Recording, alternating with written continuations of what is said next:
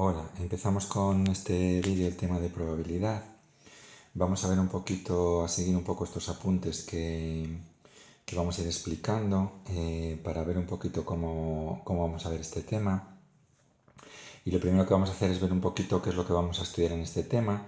Este índice que está muy bien y abarca todo lo que tenemos que ver en estos días. Primero vamos a hablar de lo que es el espacio muestral de los sucesos. Una vez que hayamos definido los sucesos, vamos a ver en el punto 2 qué operaciones podemos hacer con los sucesos. Y a partir de ahí, en el punto 3, cómo vamos a poder definir la probabilidad de un suceso aplicando sobre todo la regla de Laplace, ¿vale? Hay otras formas de definir la probabilidad, pero la que a nosotros nos va a interesar especialmente va a ser la regla de Laplace. En el punto 4 y 5 y 6 incluso veremos unas ciertas propiedades de la probabilidad, ¿vale? Ahí la tenéis separadas en 4 puntos, pero básicamente vamos a ir viendo una serie de fórmulas que vamos a tener que ir recordando, ¿vale? Unas muy importantes son las leyes de Morgan y esa diferencia de sucesos que nosotros no vamos a llamarlo así, pero sí que vamos a ver una fórmula relacionada con la diferencia de sucesos que no es que la vayamos a necesitar para resolver problemas, pero sí que nos va a venir muy bien para ahorrar mucho trabajo en la resolución de problemas. ¿Vale? Luego a partir de ahí entraremos en el punto 7, que sería la probabilidad condicionada. Vamos a ver los sucesos independientes. Los sucesos independientes simplemente van a ser, lo vamos a utilizar normalmente como comprueba si dos sucesos son independientes. No vamos a usar la independencia de sucesos para calcular probabilidades en general, ¿vale? Y por último vamos a ver la herramienta fundamental para resolver problemas de probabilidad, que son los diagramas en árbol. ¿Vale? Y una vez que hayamos definido los diagramas en árbol, pues veremos en el punto 10 el teorema de la probabilidad total y en el punto 11, que es el teorema de Bayes, que son dos fórmulas relacionadas con los diagramas en árbol. ¿Vale? Entonces vamos a empezar viendo el primer punto, donde vamos a hablar del espacio muestral y los sucesos, ¿vale? Aquí ya directamente hemos entrado en el espacio muestral y los sucesos, pero recordamos que estamos hablando siempre de experimentos aleatorios, ¿vale? Y un experimento aleatorio es un experimento cuyo resultado no podemos predecir antes de realizarlo, ¿vale? Por ejemplo, yo voy a realizar el experimento de que voy a salir a la calle y ver si la primera persona con la que me cruce lleva gafas o no lleva gafas, ¿vale? Yo a priori no sé si la primera persona que me cruzo pues tiene esa característica o no la tiene, ¿vale? Entonces, hasta que no haga el experimento, salga a la calle y vea si la primera persona con la que me cruzo lleva gafas o no lleva gafas, no podremos saber cuál es el resultado de ese experimento, ¿vale? Entonces vamos a hablar siempre de experimentos aleatorios. La primera cosa importante en los experimentos aleatorios es definir qué es el espacio muestral. ¿Vale? Entonces, cuando yo hago un experimento aleatorio, todos los posibles resultados razonables de ese experimento aleatorio, ¿vale? Es lo que vamos a llamar el espacio muestral. Y se va a designar en general por una letra E. Normalmente definir el espacio muestral no es algo que a la larga tengamos por lo que preocuparnos mucho, ¿vale? Pero sí que es importante tener claro, sobre todo para entender los enunciados, sobre qué conjunto estamos realizando el experimento aleatorio, ¿vale? Por ejemplo, el experimento que os he dicho antes de salir a la calle y cruzarme con la primera persona y ver si tiene gafas o no, pues el espacio muestral podría ser todas las personas que habitan en la ciudad de Pontevedra o que en ese momento están en la ciudad de Pontevedra. ¿Vale? Entonces, si lanzo un dado, pues el espacio muestral pues van a ser cada una de las posibilidades razonables que resultan de tirar un dado. ¿Vale? Es decir, sacar un 1, un 2, un 3, un 4, un 5, un 6, si el dado es de 6 caras, lógicamente. No consideramos resultados, digamos, probables, no los consideramos dentro del espacio muestral, los resultados son muy improbables. Por ejemplo, que el dado caiga de canto o que caiga de pico, que en alguna circunstancia se podría dar, pero es tan improbable que no lo consideramos ni como un resultado posible. ¿Vale? Entonces, vamos a definir dentro del espacio muestral una serie de lo que vamos a llamar los sucesos. Un suceso va a ser un subconjunto del espacio muestral, es decir, una serie de elementos que tienen una determinada característica, pero que están dentro de los objetos, las personas que yo estoy estudiando, ¿vale? Dentro del espacio muestral. Entonces, el primer tipo de suceso importante es lo que vamos a llamar el suceso elemental. Y el suceso elemental simplemente es cada uno de los elementos del espacio muestral, uno solo, ¿vale? En el ejemplo de tirar un dado, un suceso elemental sería sacar un 1, o sacar un 3, o sacar un 4, ¿vale? Cuando está formado por un único resultado, ¿vale? En el caso de que yo salga a la calle y vea si la primera persona pues lleva gafas o no, pues un suceso elemental pues podría ser encontrarme con Agapito Pérez García, ¿vale? Es decir, una única persona dentro de todas las que formen el espacio muestral, ¿vale? Entonces, un poco más amplio, cuando estamos hablando de más de un elemento, es lo que conocemos en general como suceso, y es cada uno de los subconjuntos del espacio muestral. Es decir, si yo tengo como espacio muestral pues lanzar un dado, pues el espacio muestral sería 1, 2, 3, 4, 5, 6, pues un suceso puede ser sacar un 2 o un 4, o sacar un 1, un 3 y un 5, ¿vale? Entonces tenemos diferentes posibilidades. También los sucesos elementales son sucesos. Sacar un 4, pues sí que me entraría dentro de los sucesos. Dentro de los sucesos hay dos, digamos, característicos. Uno que es el suceso imposible, que es el que no se puede dar nunca, ¿vale? Pues por ejemplo, en el caso de lanzar un dado, pues que sea sacar un número mayor que 7. Eso no puede ser porque el espacio muestral solo tiene los números de 6 a 7 y se representa por ese espacio vacío que tenemos ahí, ¿vale? Es este circulito tachado es lo que llamamos el conjunto vacío, ¿vale? En este caso, el suceso imposible. Y por el contrario, y por el contrario, el suceso seguro va a ser aquel que ocurre siempre. En el caso de lanzar un dado, pues sacar un número menor que 7, por ejemplo, ¿vale? O sacar 1, 2, 3, 4, 5 o 6, ¿vale? Es decir, el suceso seguro vendría a ser el propio espacio muestral. Una vez que hemos definido los sucesos, hay uno importante, muy importante, que es el suceso contrario, a veces también se llama complementario, ¿vale? De un determinado suceso, ¿vale? Esto ya va a ser una operación. Yo tengo un suceso y voy a buscar el suceso contrario. La misma palabra lo indica, pues son todos los elementos del espacio muestral que no están en A. Por ejemplo, si el suceso A al lanzar un dado pues fuera sacar un 2, un 3 o un 4, el contrario de A sería no sacar ni un 2, ni un 3, ni un 4.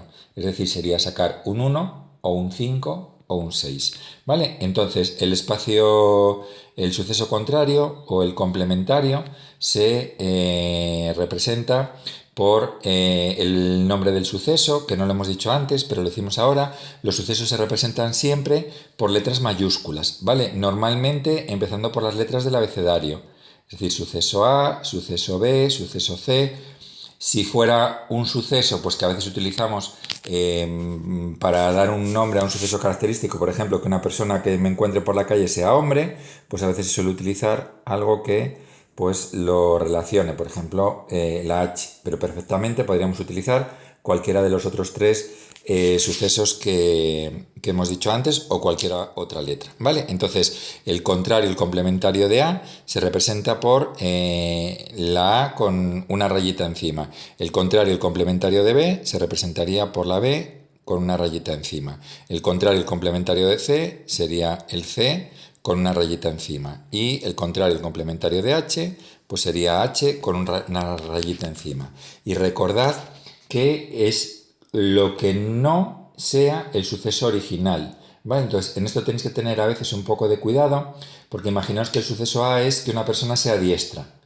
El suceso complementario contrario de A no es que sea zurda, sino que no sea diestra, ¿vale? Y en ser diestro y ser zurdo, además de diestro y zurdo, hay alguna otra posibilidad, por ejemplo, como ser ambidiestro, ¿vale? Entonces tenéis que tener un poquito de cuidado de que siempre el contrario es que no se cumpla el suceso correspondiente. ¿Vale? Entonces, vamos a ver este primer ejemplo, que es con el que hemos estado aquí trabajando, que es que tenemos el experimento de lanzar un dado de 6 caras y nos piden calcular pues el espacio muestral, ¿vale? Entonces, el espacio muestral pues va a ser, se suele representar por unas llaves y dentro de las llaves cada uno de los sucesos elementales, cada uno de los posibles resultados que tendríamos, ¿vale? Entonces el espacio muestral sería pues sacar un 1, un 2, un 3, un 4, un 5 o un 6, ¿vale? Estamos hablando, como os digo siempre, de resultados, digamos, razonables, ¿vale? Entonces, los sucesos elementales, que es lo que nos pide en el apartado B, habría 6 sucesos elementales, ¿vale? El suceso de sacar un 1, el suceso de sacar un 2, el suceso de sacar un 3, el suceso de sacar un 4,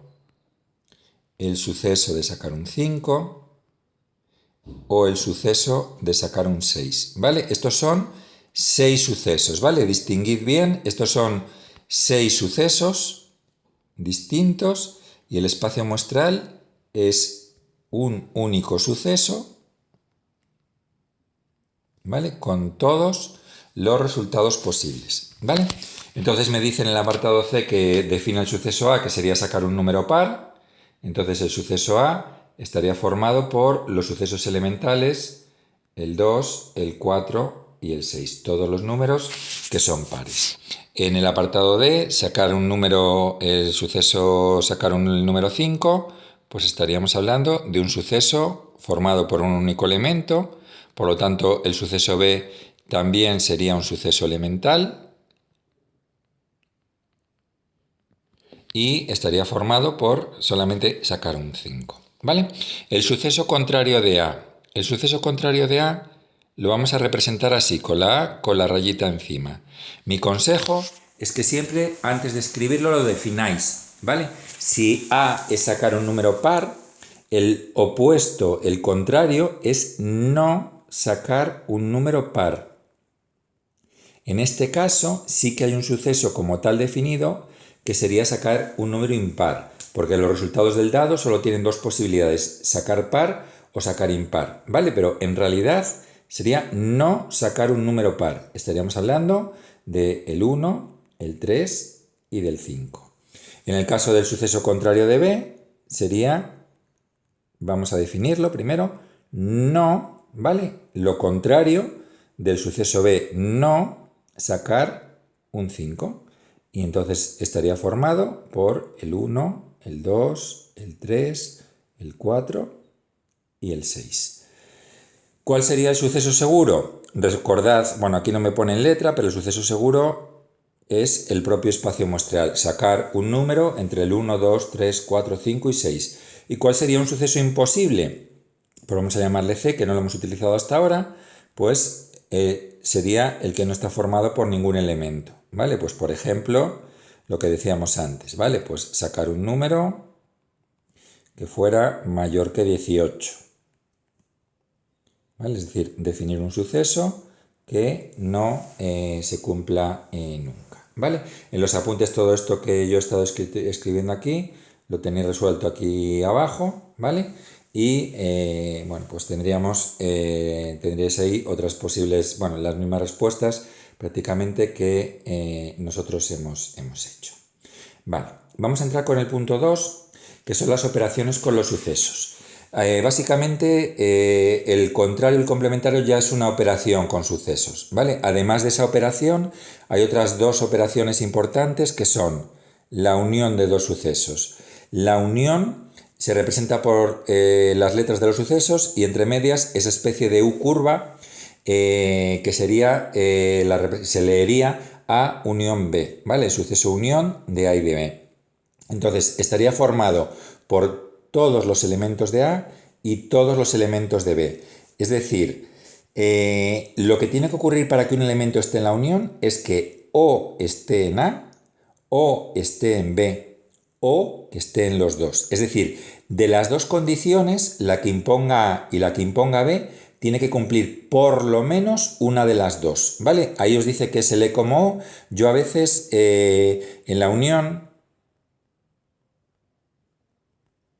yo suelo a veces decir es que por lo menos se tiene que cumplir A o se tiene que cumplir B, ¿vale? Es decir, puede ocurrir A y no B, puede ocurrir B y no A, pero pueden ocurrir A y B a la vez, ¿vale? Entonces, eso sería la unión de dos sucesos. La intersección se representa por ese símbolo que es una especie de U hacia abajo, y sería la intersección de los sucesos A y B, la intersección de A y B, ¿vale? Y aquí sí que está claro que la intersección es el I, ¿vale? Para que ocurra un elemento de la intersección, tienen que ocurrir a la vez A y B, ¿vale? Entonces, cuando tiene que ocurrir la intersección de A y de B, estamos hablando de que tienen que ocurrir los dos a la vez, ¿vale?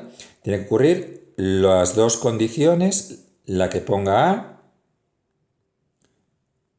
y la que ponga B, ¿vale? Las dos condiciones.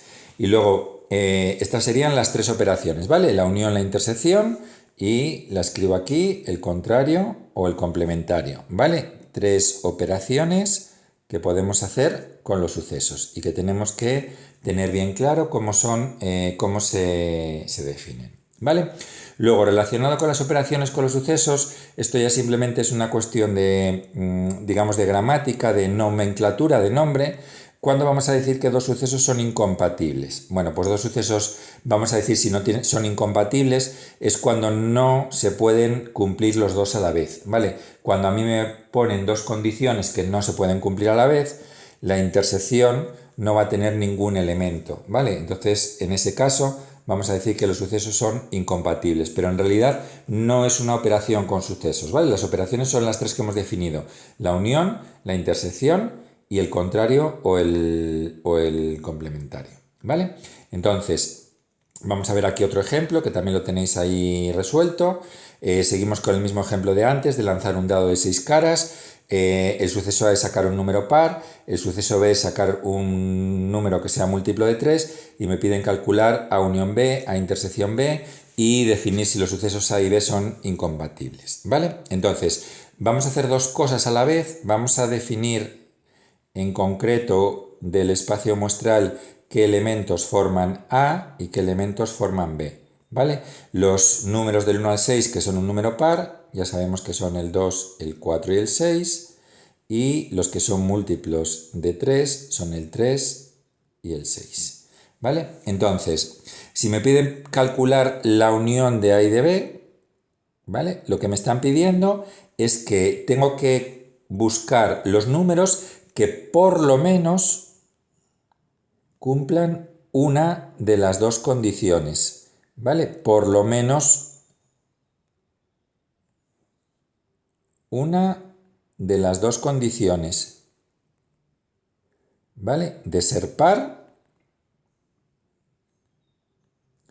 y ser múltiplo de 3, ¿vale? Es decir, todos los números que cumplan una de estas dos condiciones, por lo menos, ¿vale? Entonces los que cumplen por lo menos una condición, que son o pares o múltiplos de 3, tendríamos el 2, tendríamos el 3, tendríamos el 4 y tendríamos el 6. Es decir, habría que buscar dentro de los sucesos de A, pues el que está en A sería el 2, el que está en B, que sería el 3, el que está en A otra vez, que sería el 4, y el que está en los dos, ¿vale? La unión incluye los resultados que están en los dos, ¿vale? Entonces tendríamos esta condición, ¿vale? Los que cumplen por lo menos una de las dos condiciones. Esto de por lo menos una de las dos condiciones es importante porque normalmente no vamos a poder definir los sucesos de esta forma, sino que va a ser, pues no sé, el suceso A, que me guste el cine, el suceso B, que me guste el fútbol. Pues la unión va a ser que me guste por lo menos una de estas dos cosas, o el cine o el fútbol. Me puede gustar una de ellas o me puede gustar las dos, pero si me gusta alguna de las dos, estaríamos dentro de la intersección, ¿vale? Perdón, dentro de la unión. Me estaba adelantando porque estaba ya pensando en resolver la intersección de A y de B. Estaríamos buscando los números que cumplan las dos condiciones. Tiene que ser un número que sea par y tiene que ser múltiplo de 3, ¿vale? tiene que cumplir las dos condiciones, ¿vale? En este caso, par y múltiplo de 3, solamente tenemos el número 6, el que está en A, que está también en B. Que fijaros que no me lo piden, pero este suceso, como está formado por un único elemento, es lo que hemos dicho, que es un suceso elemental, ¿vale? En la intersección, en el caso que os decía antes, el suceso A que me guste el cine y el suceso B que me guste el fútbol, la intersección sería que me gusten las dos cosas, ¿vale? Que me guste el fútbol y también que me guste el cine, ¿vale? Me pregunta si los sucesos A y B son incompatibles, ¿vale? Los sucesos A y B no son incompatibles porque tienen una intersección no vacía. Hay un número que cumple las dos condiciones. Para que fueran incompatibles, no tendría que haber ningún número que cumpliera las dos condiciones que tenemos ahí, ¿vale? Entonces tenéis ahí también en los apuntes escritas las respuestas correspondientes. Y una vez que hemos hablado de los sucesos, vamos a ver cómo podemos definir las probabilidades de estos sucesos. Hay muchas formas de definir probabilidades, ¿vale? Muchas de ellas, digamos, estadísticas, ¿vale? Por ejemplo, no sé, la probabilidad de que una persona pues tenga gafas o la probabilidad de que una persona sea zurda. Todo eso se hace por estudios estadísticos, ¿vale? Normalmente la forma más sencilla de definir una probabilidad es lo que se conoce como la regla de Laplace. La regla de Laplace asigna la probabilidad de un suceso como un cociente entre, ahora veremos que va en el numerador, y en el denominador sería el número de casos totales. Vamos a dividir entre el número total de casos, ¿vale? El número total de elementos que tiene el espacio muestral. Pues en el caso de los dados, que estamos viendo hasta ahora, pues el número de posibilidades serían 6 posibilidades. En el caso de los habitantes de Pontevedra, pues serían dentro de los 80.000 habitantes de Pontevedra, ¿vale? Y definimos la probabilidad de A como el número de casos favorables, el número de sucesos elementales que tiene A, entre el número de casos totales, ¿vale? En el caso de los dados, pues ver si yo gano sacando un 2, un 4 o un 6, la probabilidad sería, me favorecen 3 casos de un total de 6. Si yo gano sacando un 5, la probabilidad sería, me favorece un caso de un total de 6. ¿Vale? En el caso de los habitantes de Pontevedra, pues si hay 20.000 personas que usan gafas, pues la probabilidad de que yo me encuentre una persona con gafas serán 20.000 personas que llevan gafas dividido de un total de 80.000 personas que viven en la ciudad de Pontevedra, ¿vale? Y la probabilidad se va a poder definir, se va a poder dar de 3 maneras distintas, todas ellas equivalentes, ¿vale? Una se va a poder dar, fijaros que se define como un cociente, por lo tanto se puede poner como una fracción. Toda fracción se puede pasar dividiendo el numerador entre el denominador a un número decimal. Luego la probabilidad se puede dar también por un número decimal. Y todo número decimal se puede escribir, o toda fracción también se puede escribir como una fracción de denominador 100. Es decir, se puede escribir como un porcentaje. Recordad que un porcentaje es una fracción de denominador 100, ¿vale?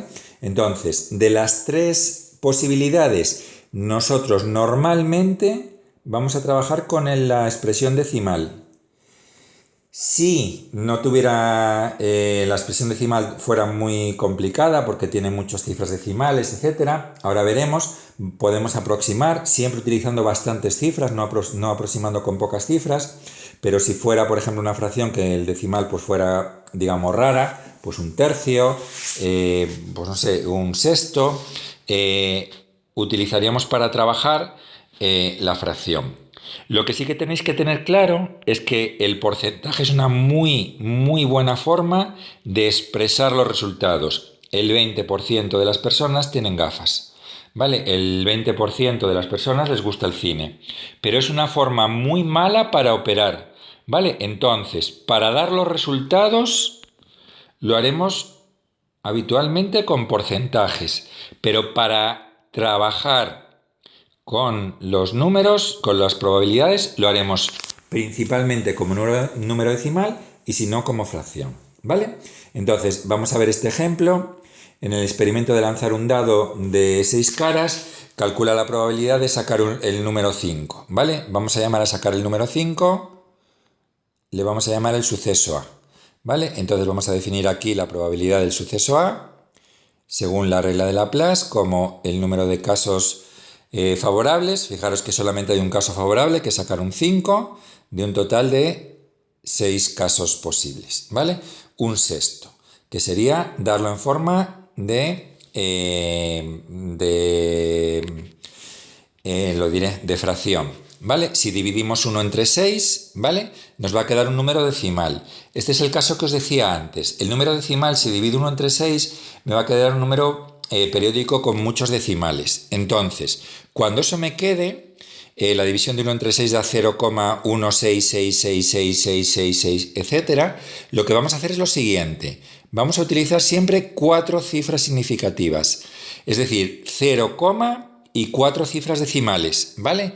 1, 6, 6 y la cuarta la aproximamos, ¿vale? Es decir, si esto sigue siendo infinitos 7, la cuarta cifra sería 0,1667. Siempre que deis un número decimal que no sea exacto, dadlo siempre con 4 decimales, ¿vale? Porque si no, el error que estaríamos cometiendo sería demasiado grande, ¿vale? Entonces, si lo pasamos esto a porcentaje, nos quedaría el 16,67%. Recordad que para pasar un número decimal a porcentaje simplemente hay que multiplicarlo por 100, ¿vale? Es lo mismo que ponerle denominador 100. Sacar un múltiplo de 3. Vamos a definir este suceso como el suceso B y vamos a definir la probabilidad del suceso B como número de casos favorables.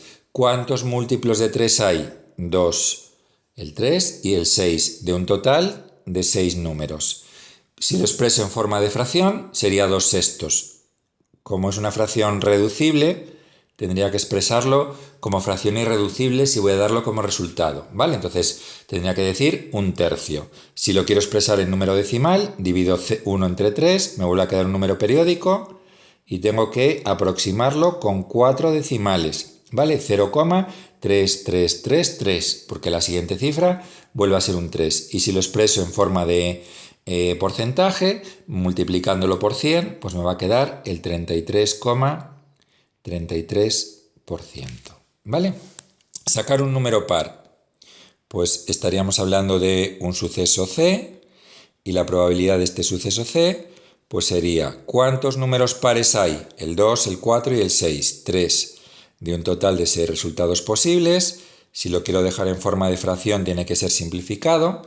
Un medio, que fijaros que ahora sí me queda un número decimal exacto, 0,5, y si lo multiplico por 100, me va a quedar en forma de fracción el 50%, ¿vale?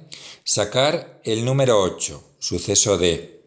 La probabilidad del suceso D, pues va a ser, ¿cuántos números son el 8? Ninguno. En un dado de 6 caras, ninguno. De un total de 6 resultados posibles. Si dividimos 0 entre 6, fijaros que me queda 0, es decir, el 0%, es un suceso imposible, ¿vale? Y el suceso imposible siempre tiene probabilidad 0. Y sacar un número del 1 al 6, este suceso, que además coincide con la letra E, además no porque me toque el E, ¿vale? Porque el E en teoría me lo tendría que saltar porque lo reservo siempre para el espacio muestral, sino porque es el espacio muestral. La probabilidad del espacio muestral me valen los 6 resultados de los 6 posibles, en forma de número decimal sería el número 1 y en forma de porcentaje sería el 100%, ¿vale? Entonces recordad siempre, vamos a ver en este caso, que se puede escribir la probabilidad de un suceso de esas 3 formas posibles, ¿vale? Como fracción, como número decimal o como porcentaje. Y es muy importante que sepamos pasar bien de uno a otro, ¿vale? Como siempre, aquí tenéis ya los siguientes, los resultados de este ejercicio.